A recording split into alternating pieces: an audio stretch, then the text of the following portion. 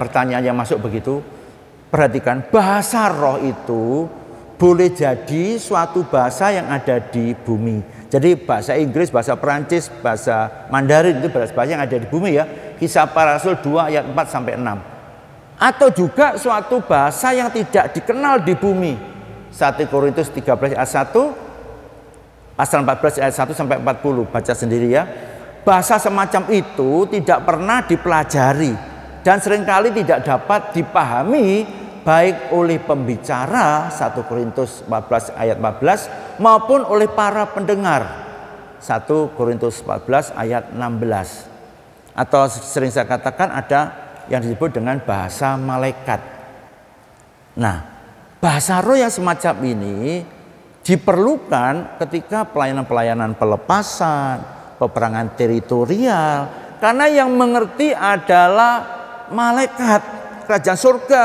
Manusia nggak ada yang ngerti, apalagi setan, iblis nggak ngerti sama sekali. Oke, ya. Jadi kalau kemudian ada bahasa yang tidak dikenal di bumi, kita tidak perlu a priori atau berprasangka buruk. Ya Pak ya. Tadi di awal saya sudah jelaskan, kita tidak bisa membatasi cara kerja Roh Kudus. Ya, Roh Kudus adalah Roh Allah itu. Dikatakan di dalam Yohanes ya, bahwa berapa itu? Yohanes 14:12 ya. Bahwa apa? Kelak ini ya sesuatu yang dahsyat akan terjadi, bahkan lebih daripada yang dilakukan oleh Yesus, oleh kita semua yang dikaruniai oleh Roh Kudus. Ya, Yesus harus pergi, aku harus pergi ya, supaya roh itu, Roh Kudus turun bersama kita.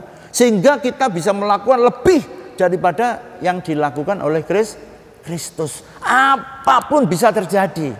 Kita tidak boleh kemudian gampang a priori. Itu sesat, ini tidak bisa begitu. Mending kita menguji di dalam nama Tuhan Yesus. Ya, aku kenakan darah anak domba Allah. Apakah itu dari Tuhan atau tidak?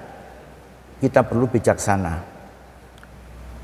Kembali ingat seperti kata Gamaliel, ya kalau itu bukan daripada Allah tentu akan bubar-bubar sendiri, kan begitu.